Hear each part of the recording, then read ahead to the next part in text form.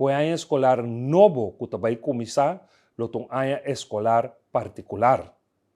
Ano escolar 2022-2023 ta marca começo de operação de melhoração de enseñança na Corsou.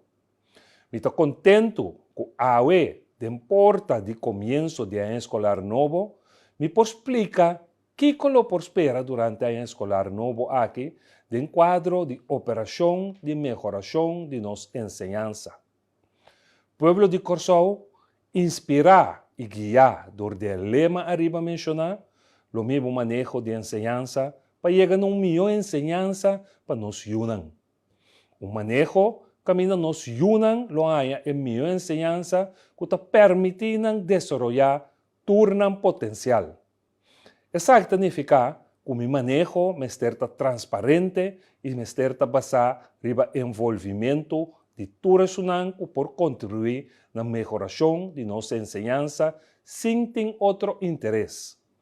Tapecei, no começo de cada ano escolar, me quero anunciar que o pueblo prospera de ano escolar venidero para na final de ano escolar me responsabilizar que nós realizar e que nós não logra realizar. Pasina por estipular e accionar para o seguinte ano. Maneira nos turça, por reparar, enseñanza tem lugar especial de acordo de governação de gabinete PISAS.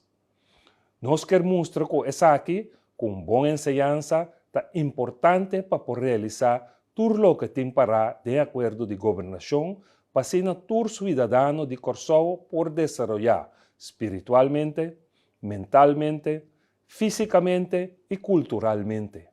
Enseñanza me ter criar cidadão culto que por funcionar no nosso mundo global e que domina a habilidade no século XXI. O acordo de governação está prescrever que o Ministério aqui passar em meta estratégico de nossa governação, maneira uma qualidade de vida alta, uma coesão social, uma governação democrática, efetiva e eficaz, que está operar mais cerca do povo.